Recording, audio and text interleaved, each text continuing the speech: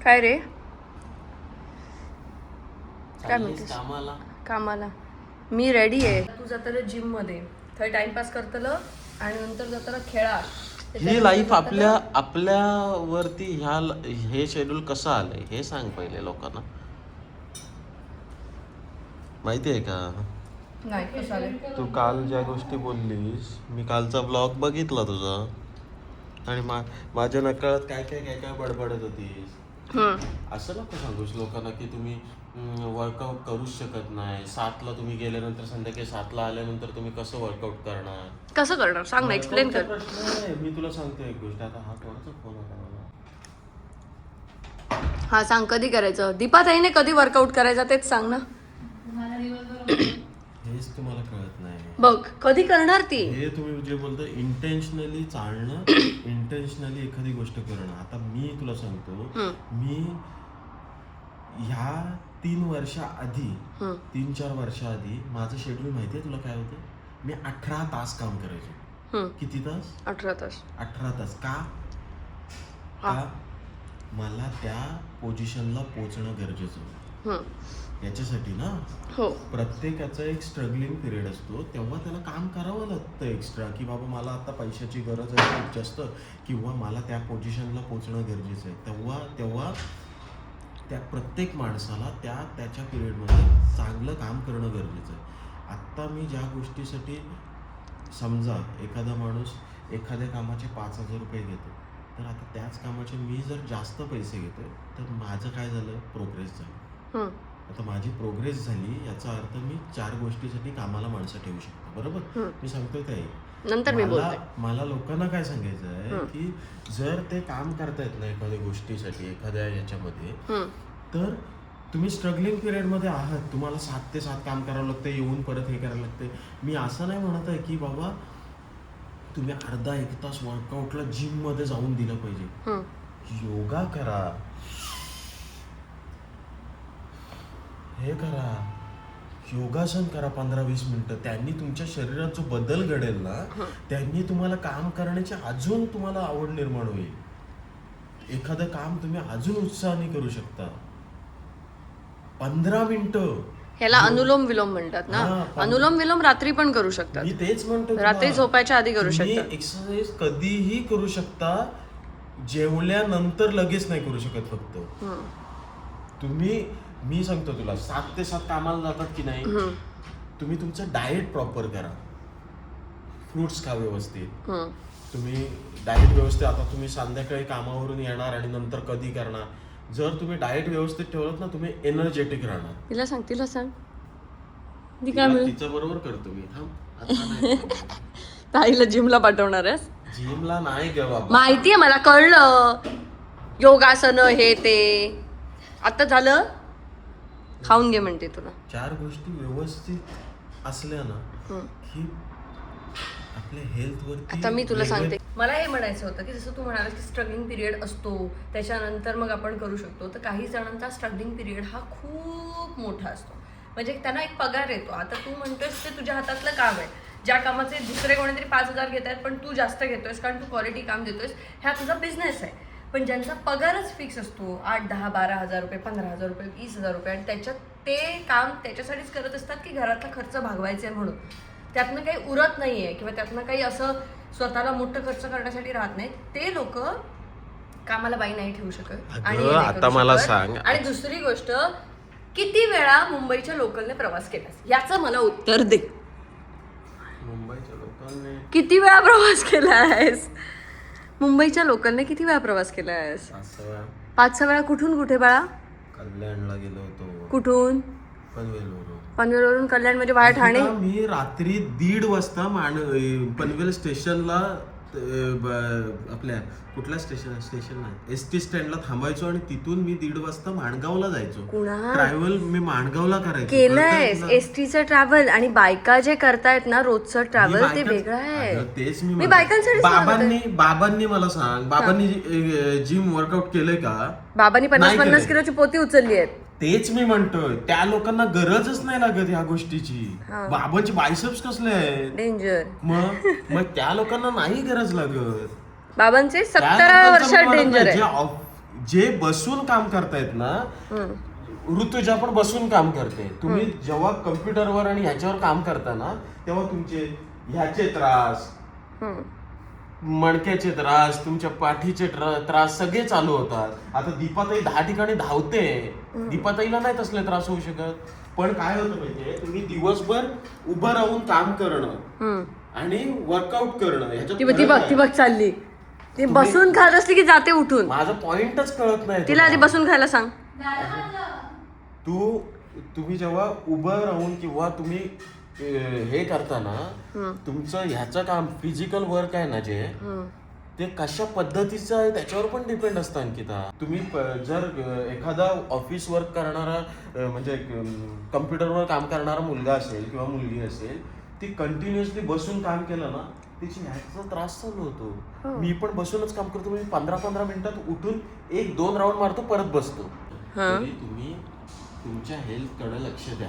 What ever काय पण असू दे, मग काहीही असू दे, की तुम्हाला ह्या गोष्टीसाठी वेळ मिळत नाही, वेळ काढला पाहिजे. आणि ते 15 मिनिटं तुम्ही कसेही काढू शकता. याच्यातून मला हेच सांगायचं आहे की तुम्ही आत्ताच पैसे जमून हे कराल, पण त्या 15 मिनिटं काढल्याने तुमचे खूप पैसे वाचतील. आत्ता तू ॲडमिट झालीस ना, आता कोणीही ॲडमिट झालं तरी किती पैसे हॉस्पिटलवाले घेतात बघ. बघितलं मग लाखो रुपये. मग त्याच मी सांगतोय, पैसे वाचवू नको, वाईट जाऊन केस बीस काप, दाढी कर, झालं तरी मी देतोय पैसे. कळलं? आता काय कवटान गेलं काय रे? काय पाहिजे असेल, जा बाबा 25,000 रुपये पगार आहे, 25,000 रुपये तुम्हाला महिना कसा काढायचा हे पाहिजे असेल तर मला मेसेज करा, मी करतो व्यवस्थित प्लॅन. ह्या काही काय नवीन सर्व्हिस चालू केलं ती प्लॅन दिवशी. लोकांना व्यवस्थित, माझं म्हणणं आहे की सगळ्याची लाईफ व्यवस्थित झाली पाहिजे. आणि व्यवस्थित लाईफ होण्यासाठी तुमची हेल्थ व्यवस्थित असणं गरजेचं. व्यवस्थित लाईफ होण्यासाठी व्यवस्थित मॅनेजमेंट लागतं.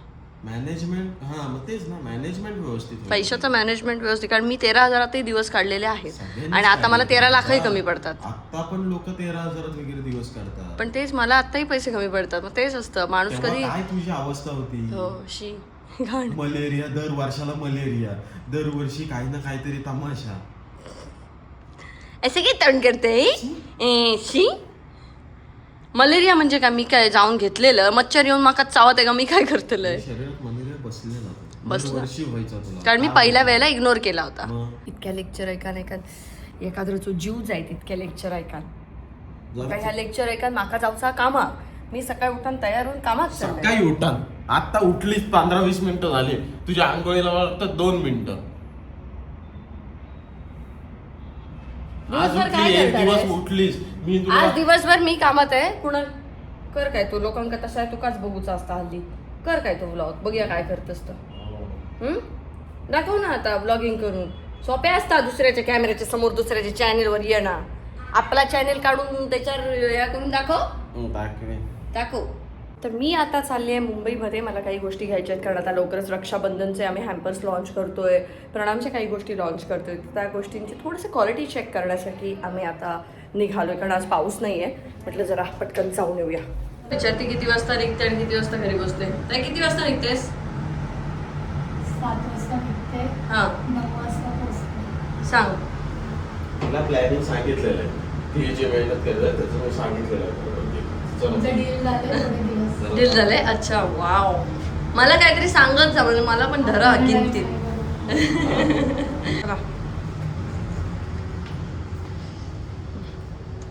अच्छा, सर दरवाजा उघडायला चाललेत. काय होता? मस्तच. तुमच्या बड्डेच आहे? दाखवा.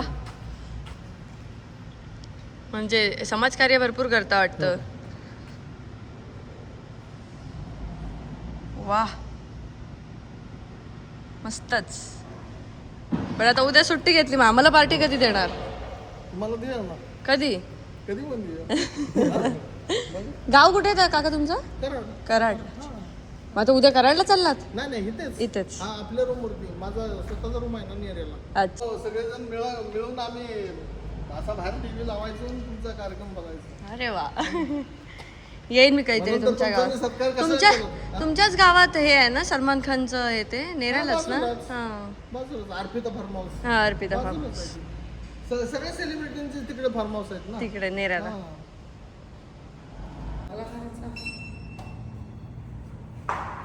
हाय